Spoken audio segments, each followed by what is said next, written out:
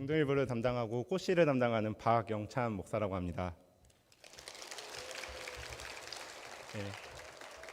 사랑하는 소강서 담임 목사님께서 또 이렇게 귀한 기회를 주셔서 강단을 생명보다 소중히 여기시는데 이렇게 또 말씀을 전할 수 있는 시간과 또 기회를 주셔서 다시 한번 하나님께 감사함을 올려드립니다.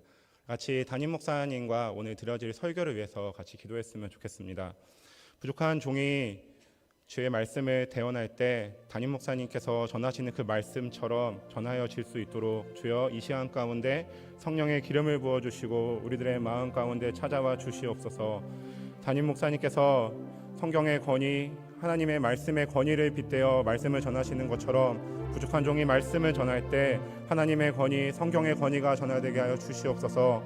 부족한 모습은 지우시고 담임 목사님이 설교하셨던 때처럼 정말 하나님의 은혜가 선포되어지고 하나님의 말씀이 우리들의 영혼을 수선하는 귀중한 시간들이 될 수 있도록 우리 담임 목사님의 사역 가운데 부족한 종의 이 설교가 주님 장애물로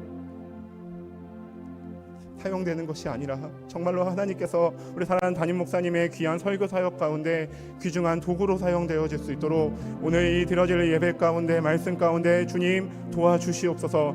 담임 목사님의 말씀이 우리 세대교회의 생명줄이 되게 하여 주시고 주님 담임 목사님께서 귀한 기회를 주셨사온데 그 기회를 선용할 수 있도록 하나님의 도우심을 입을 수 있도록 오늘 들어지는 말씀 가운데 우리들의 마음에 찾아오시는 주님의 은혜를 간구하며 기도의 자리로 나아가겠습니다. 기도드립니다. 주여 하나님 아버지 감사드립니다. 우리 사랑하는 소강서 담임 목사님께서 또 귀한 사역을 세계된 교회에서 감당하고 계시며 생명보다 더 소중히 여기시는 그 말씀의 자리를 또 부교육자에게 맡겨주셨습니다. 주님 부족한 종 부족한 모습을 십자가 뒤에 숨기시고 오직 예수 그리스도의 십자가만이 드러날 수 있는 귀중한 시간들이 될 수 있도록 주여 붙들어 주시옵소서. 주님의 도우심을 구하며 나아갑니다. 우리 사랑하는 담임 목사님 말씀을 생명보다 소중히 여기시며 말씀이 사명이라는 사실을 기억하고 계시며 항상 그 말씀의 자리를 사모하시고 사수하시며 그 말씀을 전하셨던 그 모든 모습들을 주여 기억하고 있사오니 주여 부족한 종의 모습들은 지우시고 오직 하나님의 말씀이 전하되게 하여 주시옵소서. 주여 울리는 꽹과리와 주여 사람의 소리로 끝나는 것이 아니라 우리들의 마음을 변화시키고 우리의 심령 골수를 쪼개는 천사의 말이 하나님의 음성이 전달되어지는 오늘 설교의 시간들이 될 수 있도록 주여 붙들어 주시옵소서. 사랑과 은혜가 풍성하신 하나님, 우리 사랑하는 소강서 담임 목사님께서 생명보다 소중히 여기시는 강단에 부족한 종이 섰습니다. 부족한 종의 모습은 십자가 뒤에 숨기시고 오직 그리스도의 십자가의 복음만이 담대히 선포되는 귀중한 말씀의 시간들이 되게 하여 주시옵소서. 사무엘상 1장의 말씀을 살펴볼 때 우리들의 마음이 변화되게 하여 주시고 우리들의 인생이 변화되게 하여 주시고 주님 인생의 어려운 가운데 주저앉았던 우리를 다시 한번 사명의 자리로 일으켜 세우시는 하나님의 보살핌이 하나님의 용기가 하나님의 사랑이 넣어야지는 귀중한 시간들이 될 수 있기를 주님께 의탁드리며 우리를 사랑하시는 예수 그리스도의 이름으로 기도드립니다. 아멘. 미국의 유명한 신학자인 마크 포웰은 한 가지 재미있는 실험을 하였습니다. 자신이 가르치고 있는 신학생 100명에게 그들이 잘 알고 있는 누가복음 15장에 등장하는 탕자의 비유를 설명해 달라고 요청한 것입니다. 여러분들은 이와 같은 요청을 받는다면 이 15장에 등장하는 탕자의 비유를 어떻게 설명하시겠습니까? 마크 포웰의 요청을 받은 100명의 신학생들은 자신들 나름대로 탕자의 비유를 설명하였습니다. 100명의 이야기를 모두 들었던 마크 포웰은 한 가지 재미있는 사실을 발견했다고 합니다. 바로 둘째 아들이 아버지께로 돌아가게 된 결정적인 이유는 흉년이었는데 어느 누구도 흉년에 대해서 언급하지 않았다는 것입니다. 그래서 마크 포웰 교수는 자신이 부흥회를 가는 다양한 교회 부흥회에서 만난 성도들에게 똑같이 질문하였습니다.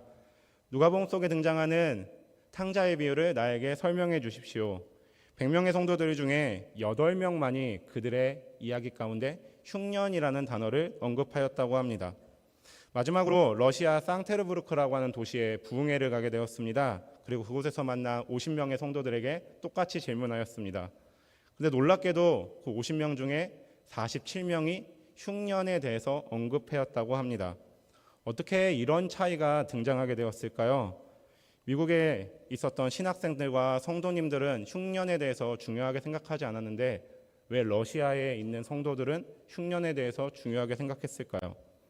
상테르부르크라는 그 도시는 2차 세계대전 당시에 히틀러에 의해서 3년 동안 봉쇄되었던 도시입니다. 그렇기에 그곳에 있는 성도님들은 3년 동안 처절한 흉년을 경험하게 되었습니다. 그래서 그런지 도시에 있는 성도님들은 흉년이란 단어가 눈에 들어왔다고 합니다. 그리고 그 단어를 중심으로 자신이 이해하고 있는 성경 이야기, 탕자 이야기를 전개해 갔다고 합니다. 성경을 이해함에 있어서 경험은 중요한 역할을 합니다. 우리가 새로운 경험을 하게 되면 성경을 읽을 때 전에 보지 못했던 것들이 발견되게 되고 그 경험을 통해서 우리는 하나님을 더욱더 깊이 알아가게 됩니다. 오늘 우리가 살펴볼 한나의 이야기는 우리가 잘 알고 있는 본문입니다.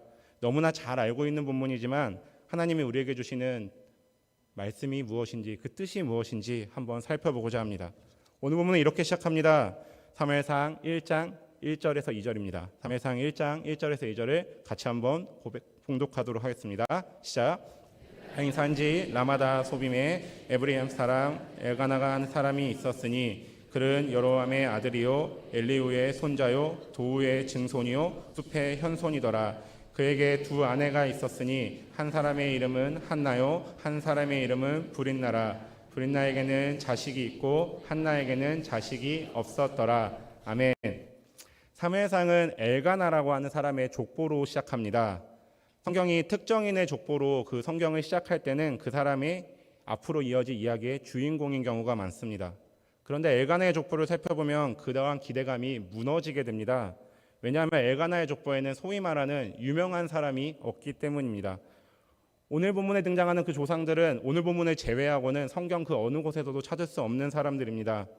그렇기에 엘가나의 족보는 우리로 하여금 사무엘상 1장의 주인공은 엘가나가 아니라 그의 아내인 한나가 주인공이라는 사실로 초청하게 됩니다.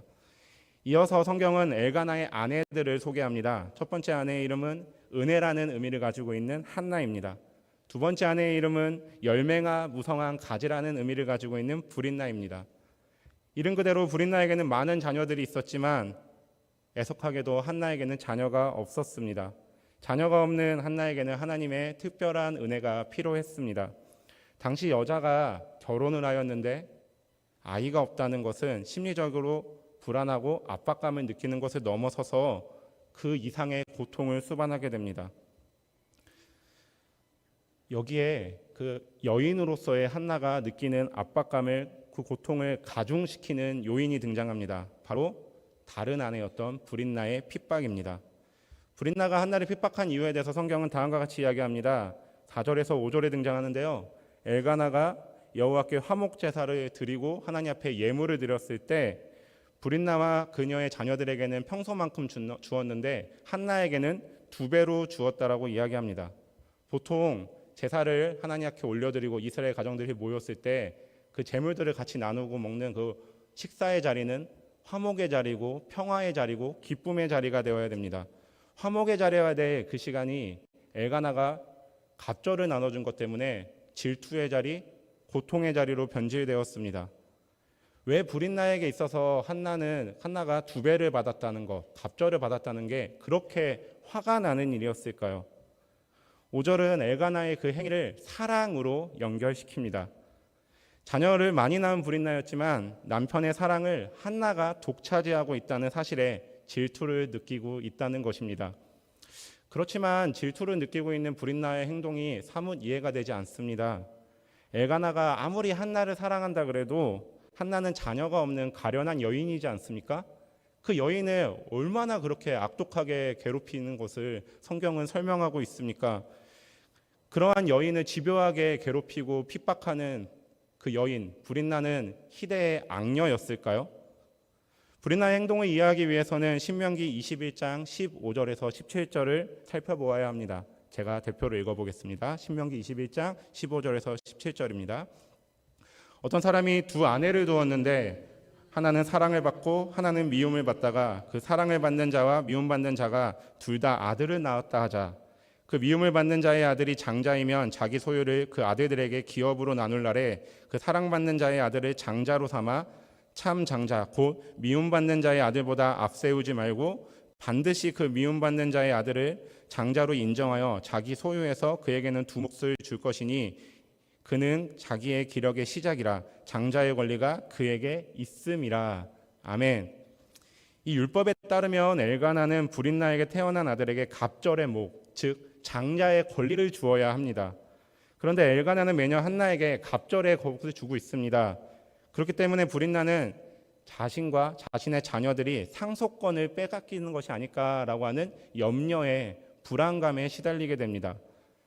감정의 문제인 질투와 달리 유산 상속은요, 자신과 자신의 자녀들에게 있는 미래에 대한 문제입니다.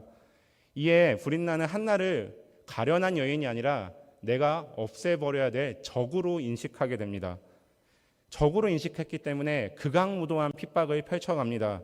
한나는 괴로움에 떨며 아무것도 먹지 못할 정도로 슬피 우는 시간을 보냅니다.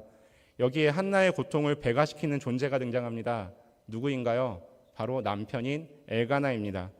그는 아내인 한나를 사랑했지만 그의 사랑을 표현하는 방식이 좀 문제였습니다. 한나에게 갑절의 몫을 주어 브릿나의 질투와 분노를 일으키게 하는 것을 넘어서서 한나를 향한 엘가노의 위로는 그녀에게 전혀 위로가 되지 않습니다. 사무엘상 1장 8절입니다. 같이 한번 읽어보겠습니다. 그의 남편 엘가나가 그에게 이르되 한나여 어찌하여 울며 어찌하여 먹지 아니하며 어찌하여 그대의 마음이 슬프냐 내가 그대에게 열 아들보다 낫지 아니하냐 하리라. 아멘. 저는 아내를 이래봬도 결혼을 했습니다. 저는 아내를 학교에서 만났습니다. 학교에서 만나다 보니까 저희 아내와 제가 교제하는 거에 대해서 많은 사람들이 관심을 가지셨습니다. 그래서 매일 저녁마다 저를 불러서 형들이 연애 조언을 해주었습니다. 제가 많이 들었던 조언은 단 한 가지였습니다. 연인의 이야기를 잘 이해해주고 공감해주는 사람이 되라는 것입니다. 영찬아, 너는 항상 말이 없고 감정적 동요도 없고 공부하는 것도 좋아하니까 감정을 배제시키는 경향이 있어. 모든 일을 객관적으로 얘기하는데 미안한 얘기지만 너 재수 없어. 그런데 연애는 그렇게 하면 안 돼. 연애는 여자친구가 힘들다고 얘기하면 그의 이야기를 잘 들어줘야 돼. 해결을 위해서 이야기하는 게 아니라 공감을 원하는 거야. 저는 매일 저녁마다 형들에게 카페에 끌려가서 영찬아, 너는 좀 감정을 좀 탑재해라. 너는 AI냐? 라는 이야기를 들었습니다. 이런 조언을 들었던 제가 잘 행동했을까요? 연애 초기에 아내가 저에게 가장 많이 했던 이야기는 지금 나한테 뭐라고 하는 거야? 라는 이야기였습니다. 나는 지금 위로와 지지가 필요한데 왜 자꾸 남 얘기하듯이 얘기하냐 이겁니다.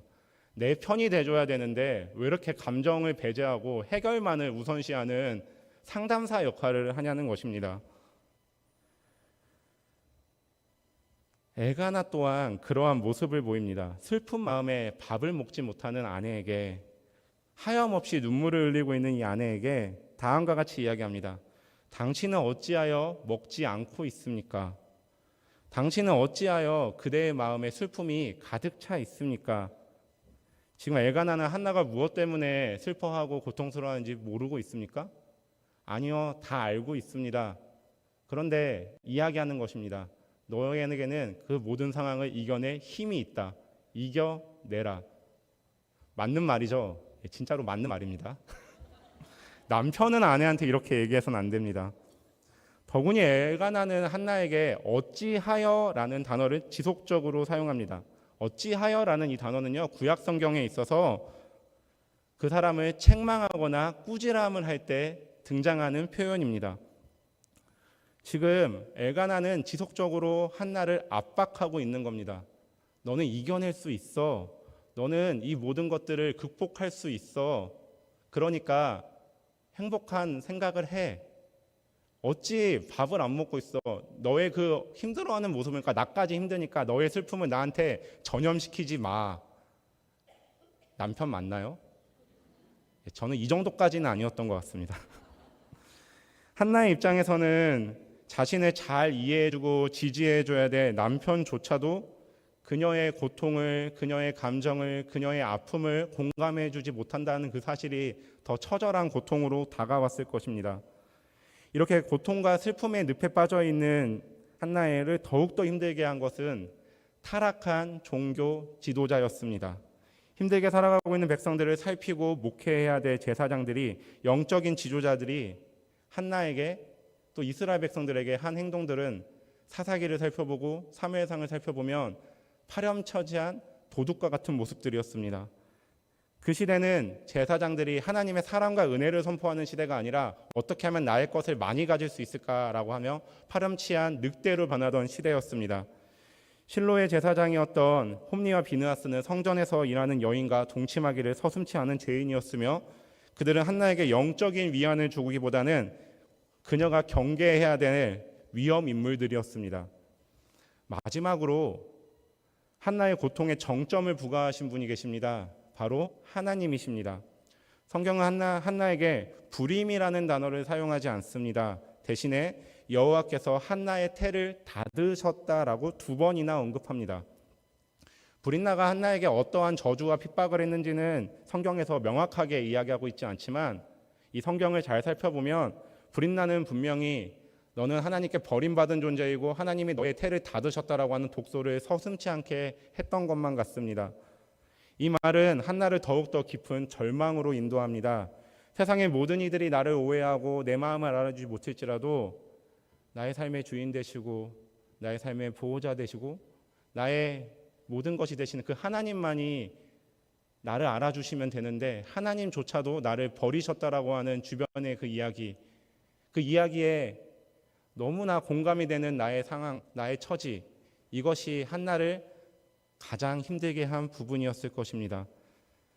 세상이 나를 버렸을지라도 여호와께서 나의 마음을 알아준다면 희망이 있습니다.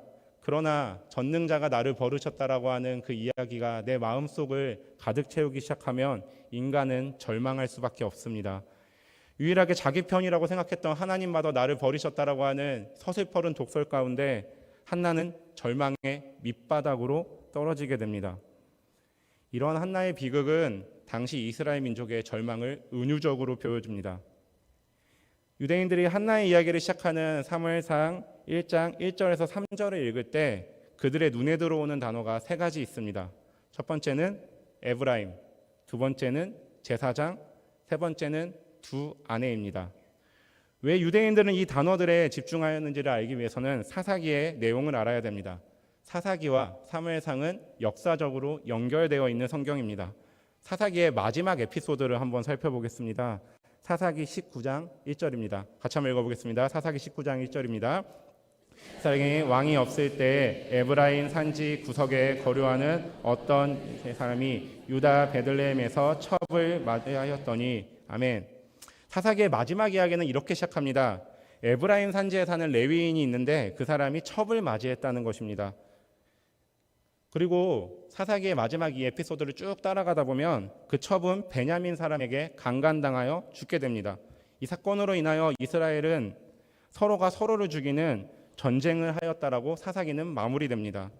동종상장의 비극이 이루어지고 더 이상 떨어질 것이 없는 것처럼 추락했다라는 이야기가 사사기의 마지막 이야기입니다. 그런데 사사기에서 역사적으로 연결되는 사무엘상을 시작하는데 이 마지막 이야기가 연상되는 단어들이 등장하는 것입니다. 소위 말하는 PTSD가 오는 것입니다. 에브라임에 사는 엘가나라는 제사장에게 2명의 부인이 있다는 것입니다. 사사기의 이야기를 알고 있는 자들에게는 사무엘상의 시작은 불안감에서 시작됩니다. 똑같은 일이 또 반복되는 것이 아닌가. 2025년을 잘 마무리되었지만 우리 마음 가운데 불안감이 하나 있습니다. 그때 그 힘듦이 올해 새해가 되었지만 또 시작되는 것이 아닌가. 사사기 가운데 동족을 서로 죽였던 전쟁으로 끝냈는데 왜 하나님께서는 똑같은 이야기로 또 시작하게 만드시는가. 사무엘상의 시작은 불안감에서 시작되었습니다.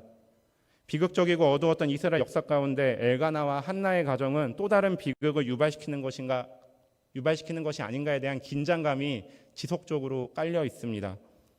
사사기에서 이어지는 사무엘서의 포문을 열었던 한나의 고통, 영적인 고통, 도덕적인 혼란에 빠져 있는 이스라엘을 상징합니다. 한나에게 희망이 있을까라고 하는 질문은 확장되어 이스라엘 민족들에게, 하나님의 사람들에게는 희망이 있는가라는 질문으로 연결됩니다. 감히 예측할 수 없는 고통이 지속적으로 한나에게 반복되어 왔습니다. 지속적으로 반복되어 있는 갈등과 고통, 절망의 손안을 끊어내고 새로운 시대를 여는 첫 행위가 등장합니다. 사무엘상 1장 9절입니다. 같이 한번 읽어보겠습니다. 그들이 실로에서 먹고 마신 후에 한나가 일어나니 그때 제사장 엘리는 여호와의 전 문설주 곁 그 의자에 앉아 있었더라. 아멘. 한나는 절망 가운데 빠져 절망의 늪에, 좌절의 늪에 빠져 있는 것이 아니라 일어섰습니다. 구약의 헬라어 번역본인 70인경에서는 이 부분을 한나가 일어나서 하나님 앞에 섰다라고 번역합니다. 한나가 하나님 앞으로 나아가기 위하여 일어섰습니다. 한나가 처한 절망의 깊이를 생각할 때 이런 믿음의 행위는 결코 쉬운 행동이 아닙니다. 그러나 모두가 포기할 것만 같은 이 상황 가운데 한나는 하나님 앞으로 나아가기 위하여 호련히 일어섭니다. 이제 한나는 불인나가의 박해의 피해자로 남는 것이 아니라 하나님 앞에 자신의 고통을 올려드리는 신앙인으로 변모되기 시작합니다. 한나는 자신의 태를 닫으셨던 하나님께서 그것을 다시 여실 수 있음을 신뢰하는 그 믿음으로 하나님 앞에서의 만남을 간구하며 여호와의 전으로 나아갑니다. 그리고 하나님 앞에 기도하기 시작합니다. 서글픈 눈물의 기도로 자신의 괴로움의 심령을 하나님 앞에 토로하기 시작합니다. 그녀의 기도가 얼마나 간절했는지 이스라엘 최고 영적인 지도자이자 권위자였던 엘리 제사장은 그녀가 너무나 서글프게 울고 있으니 찾아와서 무슨 상황인지 살펴보기 시작합니다. 무명의 여인이 울고 있는 것이 얼마나 안타까워 보였는지 제사장이 찾아가서 질문하는 것입니다. 간절히 기도하는 한나가 자세히 살펴보니까 술 취한 것처럼 보였던 것 같습니다. 그녀에게 술주정하지 말라라고 엘리는 경고합니다. 엘리가 보기에는 입술은 움직이고 있지만 소리가 나지 않으면서 훌쩍훌쩍거리고 있는 이 모습이 기괴하게 여겨졌던 것 같습니다. 오해받기에 충분한 상황이었습니다. 당시 제사장들조차 율법을 등한시하고 무시하는 시대였으니 실로의 성전에서는 율법이 잘 지켜지지 않았을 것입니다. 실제로 제사 후에 제사 음식과 포도주를 먹으면서 술잔치를 벌이는 패역한 모습들이 그 당시에 행해지고 있었습니다. 그러한 경험이 있는 엘리는 지금 저 여인이 제사를 마치고 포도주를 많이 먹고 지금 술주정하고 있구나라고 얘기하는 것입니다. 이러한 상황 가운데 밤늦게 성전에 들어온 여인이 오랫동안 몸을 가누지 못하고 훌쩍훌쩍거리고 있습니다. 제가 지난 교회에서 사찰 집사님을 대신해서 교회를 좀 지켜본 적이 있는데요. 밤에 기도하시는 모습들이 저에게 위로가 되지만 기도하지 않으시고 이렇게 훌쩍훌쩍하는 모습들은 저에게는 위협이 되었습니다. 엘리도 아마 그러한 마음으로 지금 이 한나라의 모습을 경계했던 것 같습니다. 그러나 엘리의 판단을 들은 한나는 당신이 오해하고 있습니다 라고 하며 공손하게 그리고 나의 마음을 들어주세요 라고 하며 하나님 앞에 기도하는 심정으로 엘리에게 다음과 같이 이야기합니다. 사무엘상 1장 15절입니다. 같이 한번 읽어보겠습니다. 한나가 대답하여 이르되 내 주여 그렇지 아니하니이다. 나는 마음이 슬픈 여자라 포도주나 독주를 마신 것이 아니요 여호와 앞에 내 심정을 통한 것뿐이오니. 아멘. 여기서 독주를 마시자, 심정이 통하다라는 단어는 굳다라는 의미를 갖고 있는 히브리어 샤파크라는 단어를 사용하고 있습니다. 자신을 주정꾼으로 오해한 엘리에게 나는 지금 포도주를 나에게 들이붓고 있는 것이 아니라 지금까지 쏟아붓고 있는 것은 포도주가 아니라 나의 괴로운 마음입니다. 나의 마음을, 나의 고통을, 나의 심정을 알아주세요 라고 하는 절박한 마음을 표현합니다. 하나님 앞에 내 심정이 통하였다. 하나님 앞에 나의 마음을 쏟아 부었다라고 이야기합니다. 한나는 지난 오랜 시간 동안 자녀를 위해서 자신이 경험하고 있는 고통스러운 상황 속에 대해서 하나님 앞에 기도했을 것입니다. 그렇지만 그 기도를 넘어서는 큰 고통과 큰 괴로움이 오늘 나에게 찾아왔기에 그 모든 것과 비교할 수 없을 만큼 나는 하나님 앞에 나의 고통과 괴로움을 쏟아내고 있습니다 라고 이야기하고 있는 것입니다. 한나의 답변에 엘리 제사장은 답변했는지 그 상황을 모면하고자 합니다. 너의 원통함과 격동함이 무엇인지 물어볼 수도 있는데 지금 울면서 여인이 얘기하고 있으면 뭐가 그렇게 힘드십니까? 라고 물어볼 수도 있는데 황급하게 이스라엘의 하나님이 내가 기도하고 구한 것을 허락하시기를 원하노라 라고 축복하면서 빨리 집으로 돌려보냅니다. 애매한 상황이 된 것입니다. 엘리가 다분히 상황을 수습하기 위해서 던졌던 형식적인 축복의 메시지가 근심 걱정 속에 있는 한나를 회복의 메시지로 다가오기 시작합니다. 엘리의 형식적인 멘트가 그의 근심 걱정을 사라지게 한 것은 이미 기도하는 가운데 하나님이 그녀의 심령을, 그녀의 영혼을 어루만졌음을 이야기하는 것입니다. 사랑하는 새해den교회 성도 여러분, 제가 1년 동안 이 새해den교회에서 말씀을 듣고 신앙생활하면서 수없이 많이 느꼈던 것 중에 하나가 뭐냐면, 담임 목사님께서 제 상황 잘 모르시는데 담임 목사님이 전하시는 그 말씀이 그 예배 시간 가운데 나를 격동하게 하고 변화시켰다라고 하는 사실이었습니다. 담임 목사님께서 저희 집에 와서 신방을 해주신 건 아니시지만 하나님께서 담임 목사님의 말씀을 통하여 나의 마음을 위로하셨다는 그 사실이 저의 신앙생활에 큰 의미로 자리 잡고 있습니다. 사랑하는 성도 여러분, 여러분들께서는 이러한 경험이 없으십니까? 하나님께서는 어느 한 사람이 아니라 하나님의 마음을 직접 전하시며 우리의 영혼을 위로하실 때가 있으십니다. 한나는 지금 그것을 경험한 것입니다. 한나는 기도의 응답으로 자녀를 얻었습니다. 이렇게 보면은 해피엔딩입니다.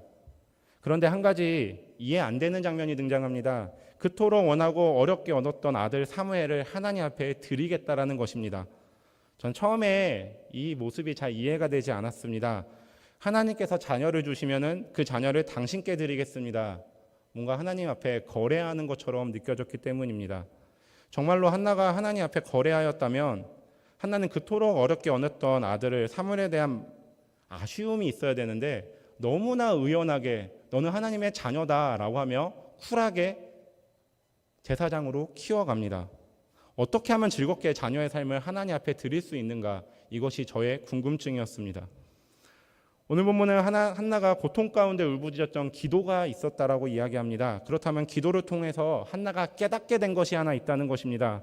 한나는 기도 가운데 무엇을 깨달았을까요? 오늘 본문은 한나가 기도하는 가운데 깨닫는 것이 무엇인지 명확하게 명시하고 있진 않지만 이후의 모습을 통하여 한나가 깨닫게 된 것이 무엇인지 추측하게 합니다.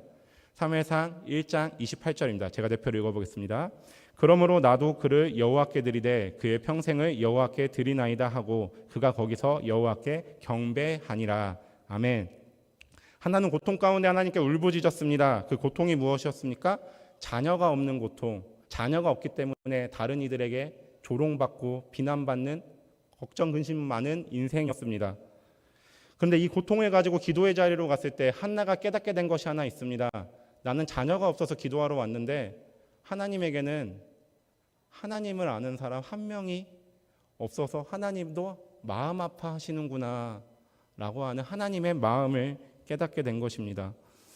이스라엘에 하나님을 대변하는 사람이 없다는 것입니다. 제사장들조차도 자신의 이익을 위해서 자기 맘대로 살아가지 하나님을 위해서 살아가지 않는 모습이 한나의 마음 가운데 훅 들어왔다는 것입니다. 한나는 기도하는 가운데 자신의 마음을 하나님 앞에 쏟아낼 때 하나님은 하나님의 마음을 한나에게 쏟아내셨습니다. 그리고 하나의 사명, 하나의 비전을 깨닫게 합니다. 내 사랑하는 자녀를 하나님을 섬기는 자녀로 만들겠다라는 것입니다. 그렇기에 즐거운 마음, 기쁨의 마음을 가지고 자녀를 하나님 앞에 드리겠다라고 하는 서원을 하는 겁니다. 이스라엘은 하나님을 대변할 참된 제사장, 선지자가 필요하구나. 그래서 한나는 고백합니다. 하나님 허락하신 이 자녀를 나는 당신께 아낌없이 드리겠습니다.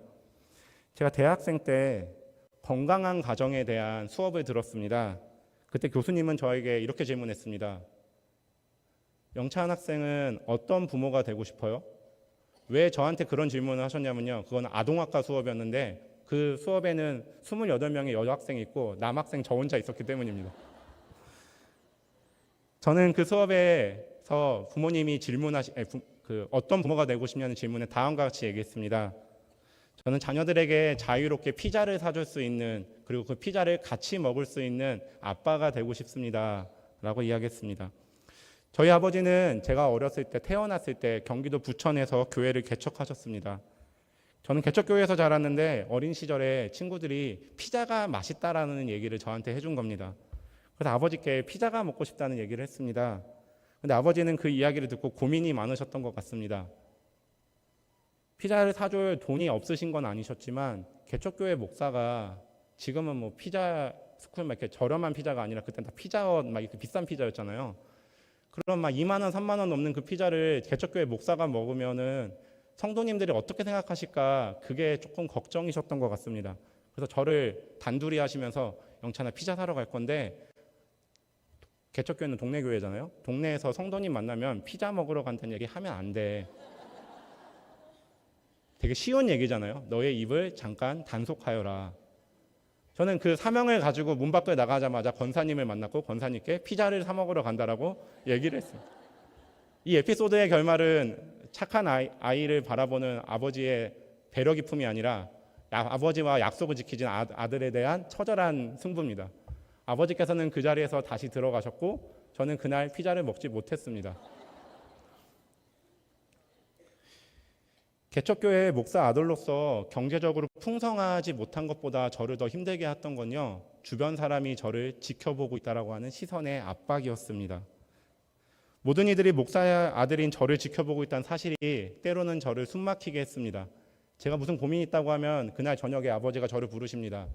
권사님이 얘기하는데 집사님이 얘기하는데 너 그런 고민이 있다면서 왜 아빠한테 얘기하지 않았어? 숨이 막혔습니다. 저희 아버지는 저를 체벌하지 않으셨지만 훈계를 많이 하셨습니다. 근데 그 훈계 톤이 설교 톤이셨습니다. 개척교회 목사 아들은 맨 앞자리에 앉아서 매번 2시간 이상씩 혼났습니다. 이러한 모습들이 저에게는 큰 상처로 짓눌림으로 다가왔습니다. 나는 왜 내 맘대로 못하지? 나는 왜 다른 사람들이 나를 감시하는 이 압박감 속에서 살아야 되지? 모든 이야기들이 부모님에게 전달된다는 그 사실이 저에게는 숨막힘으로 다가왔습니다. 그래서 너무나 싫었습니다. 그래서 어차피 부모님께 이야기가 전달될 거면 좋은 이야기가 전달될 수 있도록 가면을 쓰고 살기 시작했습니다. 교회학교 교사분들 다 아시지만 그 공과금 모임할 때 답은 정해져 있잖아요. 그 답을 빨리 말하는 사람이 영웅이잖아요. 저는 그런 사람이 되길 원했습니다. 빨리빨리 얘기하고 다른 애들에게 좋은 모습을 보이고 선생님들이 바라보기에 성경적으로 신앙적으로 올바로 자란 친구. 그것이 제가 쓴 가면이었습니다. 전도사로 사역을 시작하니 학생들을 만나면서 경험하게 되는 것이 하나 있습니다. 뭐냐면 그 친구들 또한 신앙의 가면을 쓰고 살아간다는 것입니다.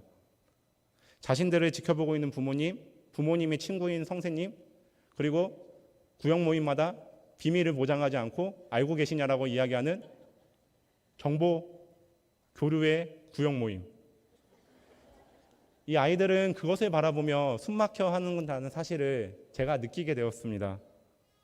저처럼 신앙의 가면을 쓰고 살아간다는 모습을 발견하게 되었습니다. 그래서 그 당시에는 몰랐지만, 어린 시절에는 몰랐지만 사역자가 돼서 느껴지는 거 하나가 뭐냐면 하나님께서는 그런 경험을 나에게 하심으로 그 아이들을 이야기하시는구나. 제가 꽃씨 모임에 이번 연도부터 담당하게 됐습니다. 그리고 리더들을 만나게 되고 지역장들을 만나게 되고 이야기를 나누다 보면 아이들뿐만 아니라 장년 성도님들도 신앙의 가면을 쓰고 살아가는구나 라는 것을 새삼스럽게 느끼게 됩니다. 하나님께서는 우리에게 고통을 의미 없이 주지 않으셨다는 것입니다.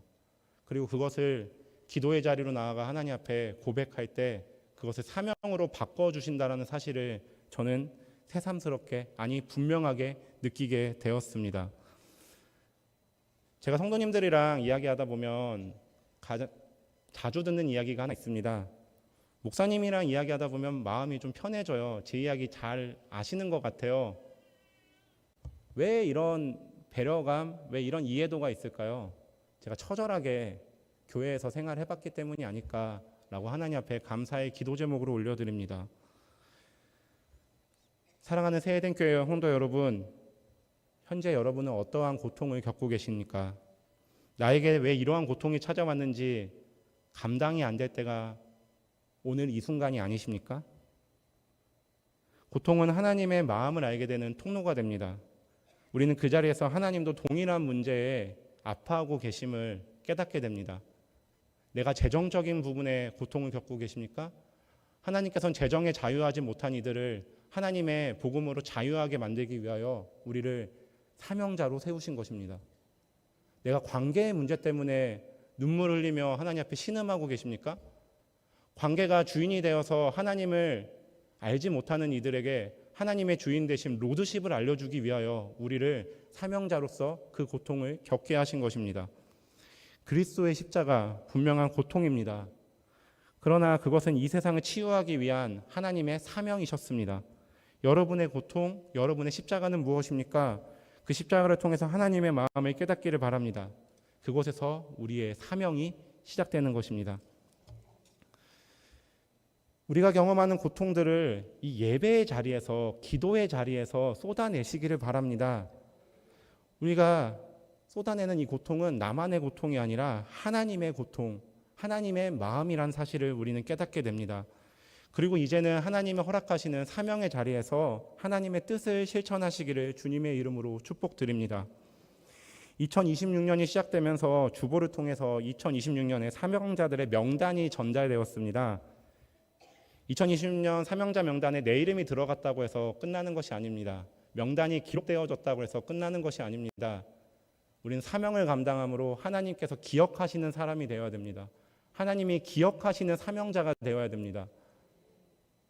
가데스 바네아에서 12명의 정탐꾼이 있었습니다. 12명의 정탐꾼 이름 기억나시나요? 성경 말씀인데? 아니요, 우리는 2명만 기억합니다. 누구죠? 여호수아와 갈렙입니다. 12명은 이스라엘의 지도자였고 성경에 기록한 위대한 사람들이었습니다. 그렇지만 10명은 기록만 되어져 있을 뿐 기억이 나지 않습니다. 2명만 기억납니다. 사명을 감당했던 그 2명만 하나님께서 기억하시고 믿음의 후배인 우리가 기억하고 있습니다. 사랑하는 세대교회 성도 여러분, 기록된 자에서 끝나지 마시고 기억되는 자가 되시기를 주님의 이름으로 축복드립니다. 우리 교회에 2026년에 표어가 있습니다. 같이 한번 표어를 믿음으로 고백해 보겠습니다. 부흥의 증폭 운동을 이루는 교회, 반전의 진원지가 되는 교회, 생명의 부흥의 에피센터가 되는 교회. 아멘. 저는 이 표어가 단순히 허공에 메아르쳐 사라지는 소리로 끝나지 않기를 바랍니다. 담임 목사님께서 기도하시며 하나님의 마음으로 결정하신 이 표어가 우리 교회의 실제가 되기를 주님의 이름으로 축복합니다. 제가 세대교회에서 사역하기 위해서 면접을 볼 때 교육개발원 원장님이신 홍복기 목사님이 저한테 다음과 같은 질문을 하셨습니다. 목사님은 소강석 담임 목사님의 설교를 들어보셨나요? 그리고 그 설교 가운데 들으면서 무엇을 느끼셨나요? 저는 그 질문에 다음과 같이 답변 드렸습니다. 제가 대학원까지 다니면서 9년 동안 신학교에서 공부를 했는데 대부분의 목사님들은 저희한테 와서 한국교회는 어렵다, 너희들은 불쌍하다, 내가 너희들을 위로해 줄게, 삼계탕 사줄게 라고 하면서 먹을 거에 대해서 얘기하고 위로만 해주셨습니다. 저는 그 모습을 바라보며 제 마음이 점점 더 우울감에 빠지기 시작했습니다. 하나님의 사명을 감당해야 되는데 자꾸 선배들은 안 된다는 얘기만 하는 것입니다. 여러분들께서는 매주 세대교회에서 담임 목사님의 귀중한 설교를 들으셔서 설교가 우울하다는 사실을 못 느껴보셨을 텐데 신학생들은 매일 느낍니다. 설교가 우울합니다. 안 된다는 이야기만 계속하십니다. 그런데 제가 1년 동안 이 소회den교회에서 담임 목사님 설교 들으면서 제가 경험했던 것은 우리의 삶이 어렵고 힘들지라도 하나님의 교회는 하나님이 통치하시기 때문에, 하나님이 인도하시기 때문에 부흥이 될 수 있다는 것입니다. 제 마음 가운데 우울감으로 뿌리 내렸던 선악과가 사라지고 하나님의 교회는 반드시 부흥할 수 있다라고 하는, 지금 이 순간에도 그것은 실제한다라고 하는 생명나무가 꽃피우기 시작했습니다. 사랑하는 세회den교회 성도 여러분, 그러한 마음이 이 표어에 담겨 있습니다. 부흥의 증폭 인동을 이루는 교회, 반전의 진원지가 되는 교회, 생명과 부흥의 에피센터가 되는 교회. 세상이 아무리 교회는 어렵다고 할지라도 하나님이 인도하시는 하나님의 교회는 부흥을 이룰 것입니다. 세상은 현상 유지만 해도 괜찮다라고 이야기하지만 우리는 하나님의 나라를 확장을 위하여 사명을 감당해야 됩니다. 담임 목사님께서는 이러한 마음을 가지고 2026년 표어를 정하시지 않았을까라고 조심스럽게 생각합니다. 사랑하는 세회den교회 성도 여러분, 사명을 감당하기를 원하십니까? 그렇다면 제가 여러분들께 사명을 감당할 수 있는 팁을 드리겠습니다. 바로 이 예배를 마치고 진행되는 루트 오브 리치 사명운동입니다. 사명자 교육을 받으시길 바랍니다. 제가 성경을 그래도 조금 더 공부해 본 신학생으로서 저 많이 안다고 생각했지만 제가 이곳에 참여하고 교육을 듣고 그곳에서 진행되는 이야기들을 제 마음 가운데 정립하면서 느끼는 점이 무엇이냐면요, 아직도 부족하구나입니다. 담임 목사님의 그 그림자를 따라가기도 벅차구나. 이 교회가 하나님의 뜻 안에서 어떻게 펼쳐질 수 있는가에 대해서 내가 머릿속으로 감히 예측하기 어렵구나입니다. 그래서 교회는 위로받는 곳이 아니라 사명을 감당하기 위해서 훈련받는 곳이 되어야 됩니다. 최소한 수요 일부 예배 나온 우리 사명자들은 루트르 브릿지 다 참석하시기를 주님의 이름으로 축복드립니다. 그래서 오늘부터 비전홀에서 합니다. 2026년에는 새해된 교회가 한국교회의 부흥의 중폭운동을 주도하는 교회가 되기를 주님의 이름으로 축복드립니다. 사명을 감당하는 우리를 통하여 한국교회와 대한민국의 복음의 대반전을 경험시키는 주님의 사명자가 되시기를 주님의 이름으로 축복드립니다. 항상 말씀과 기도의 자리에서 하나님의 마음의 깨달음으로 생명과 부흥의 에피센터 역할을 감당하는 저와 여러분이 되시기를 주님의 이름으로 축복드립니다. 아멘. 우리 같이 이 말씀을 마음에 품고 기도하기 원합니다. 주님, 우리들의 마음 가운데 주님의 말씀으로 찾아와 주었사오니 주님께서 허락해 주신 이 새해된 교회가 정말로 하나님의 뜻 안에서 부흥의 생명의 에피센터 역할을 감당할 수 있도록 저희가 사명자로서 한 축을 감당하게 하여 주시옵소서. 주님, 우리가 이 교회에서 우울감을 경험하고 고통을 경험하고 하나님은 나의 위로자 되신다라고 하는 것으로만 끝나는 것이 아니라 하나님 나에게 힘을 더하여 주시고 사명을 감당하게 하여 주시고 그러한 사명을 통하여 이 세상을 하나님의 나라로 회복시켜 준다라고 하는 하나님의 마음을 깨달을 수 있는 오늘 예배의 시간이 되게 하여 주시옵소서. 우리의 신앙생활이 되게 하여 주시옵소서. 그러한 2026년이 되게 하여 주시옵소서. 우리 사랑하는 성광사 담임 목사님을 세워주시고 이끌어주시고 주님, 우리 성광사 담임 목사님이 세워주신 그 목회 비전에 따라 2026년에는 정말로 우리가 부흥의 대반전을 이 교회 가운데, 이 세상 가운데, 한국 교회 가운데 보여주게 하여 주시옵소서. 우리 이러한 기도의 제목으로 기도의 자리로 나아가겠습니다. 기도드립니다. 주여, 사랑하는 은혜가 풍성하신 하나님, 주님 우리 삶 가운데 함께 하시며 주여 우리의 마음을 오르만지시는 것을 넘어서 주여 우리의 영혼을 돌이켜 사명의 자리로 나아가 사명을 감당케 하시는 주님의 이름을 송축합니다. 주님, 우리들의 마음 가운데 고통 가운데 짓누여 주여 선악과의 뿌리가 쓴뿌리가 내리고 있습니까? 주님, 우리 말씀을 듣는 이 예배 시간 가운데, 기도하는 이 시간 가운데 하나님의 마음으로, 하나님의 성령의 능력으로 주여 저 하늘의 문을 여시고 이 시간 가운데 폭포수와 같이 내리는 하나님의 은혜의 성령의 능력으로 주여 우리들의 마음 가운데 뿌리 내린 선악과가 생명나무 열매로 변화될 수 있도록 주여 붙들어 주시옵소서. 말씀의 은혜 받는 저희가 되게 하여 주시고 주여 예배 가운데 승리를 경험하는 저희가 되게 하여 주시고 저 문을 나갔을 때 주여 들었던 말씀이 나비처럼 날아가는 것이 아니라 하나님의 마음 가운데 우리들의 신앙 가운데 정립되어 믿음의 뿌리 내리고 생명나무의 열매를 맺을 수 있는 삶을 살아갈 수 있도록 주여 붙들어 주시옵소서. 수요 일부 예배 가운데 사명자들이 이 자리에 모였습니다. 우리 사랑하는 사명자들이 걸어가는 그곳에 주의 자취가 남게 하여 주시고 머무는 그곳에 주의 향기가 남게 하여 주시고 하나님을 믿기를 거절한 이 세상 가운데 그리스도의 편지의 역할을 감당하는 저희 사명자들이 될 수 있도록 주여 붙들어 주시옵소서. 대den교회 담임 목사님을 허락하셨더니 담임 목사님의 강단의 권능과 주여 건강을 붙들어 주시고 영성을 더하여 주사 주여 담임 목사님을 통하여 선포되는 그 말씀이 우리의 심령 골수를 쪼개고 주여 우리들의 마음이 주여 선악과가 아니라 생명나무를 선택하고 주여 나의 삶의 주인이 내 자신이 아니라 하나님이 주인 되신다라고 하는 로드십 신정주의 신학이 우리들의 영혼 가운데 골수 가운데 아로 새겨질 수 있는 매주매주의 예배, 주여 기도의 자리, 찬양의 자리, 주여 예배의 자리가 될 수 있도록 주여 붙들어 주시옵소서. 사랑과 은혜가 풍성하신 하나님, 오늘도 주의 말씀을 마음에 품고 다시 한번 예배의 자리로 나왔습니다. 시간과 장소와 우리들의 마음과 시간 자세들을 구별하여 예배자의 마음으로 주님 앞에 올려드립니다. 주님, 다시 찾아오지 않을 오늘 이 순간 가운데 우리의 남은 인생을 영원토록 인도하실 하나님을 반드시 경험할 수 있는 저희들이 될 수 있도록 주여 붙들어 주시옵소서. 사명이 생명이라고 고백했던 담임 목사님의 그 고백처럼 사명 감당하는 것이 내 인생 가운데 최우선순위가 됨을 고백하게 하여 주시옵소서. 하나님의 마음을 깨달아 자신의 무엇보다 귀중한 아들을 주여 하나님 앞에 올려드렸던 한나와 같이 주님 나에게 선물로 주신 그 모든 것들을 아낌없이 주님의 나라의 확장을 위하여 귀하게 쓰임받기를 바라는 마음으로 내어드릴 수 있는 저희들이 되게 하여 주시옵소서. 주님, 나의 것은 아무것도 없사오니 다 모든 것이 주님의 것이다라고 하는 주님의 주인 되심을, 청지기 자세를 가질 수 있는 저희가 되게 하여 주시옵소서. 그러한 마음 가운데, 그러한 삶의 현장 가운데 우리들의 삶이, 우리들의 가정이, 우리가 걸어가는 그 모든 것들이 하나님 나라의 아름다운 꽃밭이 될 수 있기를 주님께 의탁드리며 우리를 사랑하시는 예수 그리스도의 이름으로 기도드립니다. 아멘. 네. 지난번 교육자 선언회 때 발표를 하는데 우리 박영찬 목사님이 너무 발표를 잘하는 거예요. 중간에서 간당간당해 하라고 제재를 시켰지만 아니요, 계속해라. 그리고 언젠가는 한번 설교 기회를 줘라.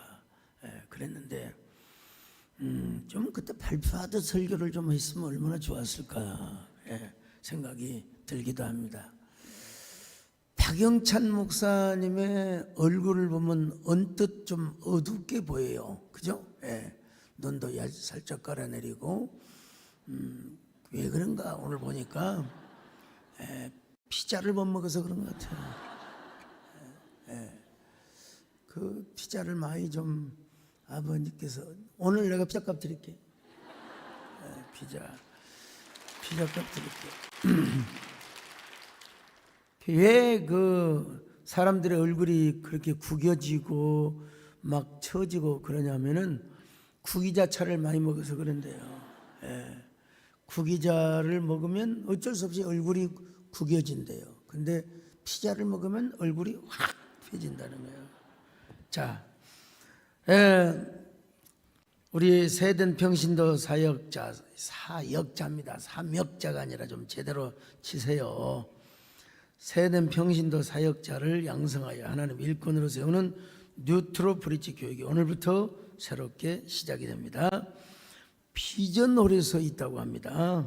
비전홀에서 몇 시에 하는지를 수요 일부 예배 후라고 하니까 몇 시인지 저는 또 오후에 이제 또 CBS에서 와서 인터뷰를 합니다만은 시간이 또 겹치는 것 같네 보니까요. 자, 안수집사회 신년 할애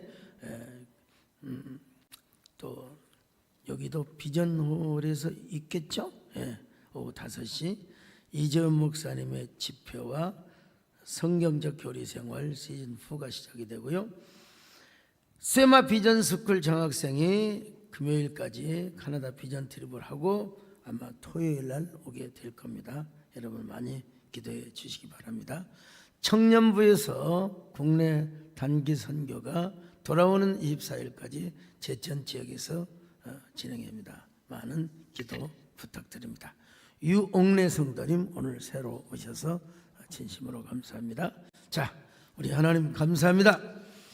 오늘 이렇게 귀한 예물을 드립니다. 황한섭 장로님을 비롯하여 드리는 모든 예물 하나님이 함께 하시고 영혼이 잘되고 범사가 잘되고 강건한 하나님의 은혜와 축복을 허락하여 주시옵소서. 대신방을 진심으로 감사합니다. 하나님 대신방 받은 모든 분들 주님이 함께 하시고 더 크게 은혜 베풀어 주시옵소서. 믿음의 회복과 사업장을 축복하여 주시옵소서. 하나님 신년 소원 예물에 함께 하시고 믿음의 회복과 사업장을 반드시 축복해 주시기를 바랍니다. 담임 목사님 건강을 책임져 주시옵소서. 오늘 귀한 딸이 하나님 앞에 드리는 예물 하나님이 받으시고 부정한 종에게 강건하고 압도적 건강을 허락하여 주옵소서. 일천번제 작정기도 생명선 주정은 금위에 하나님이 함께 하시고 은혜 베푸시기를 바라오며 주 예수 그리스도의 은혜와 하나님 아버지의 사랑하심과 성령의 위로와 교통하심 은혜가 이제로부터 영원히까지 함께 있을지어다. 아멘. 우리는 생명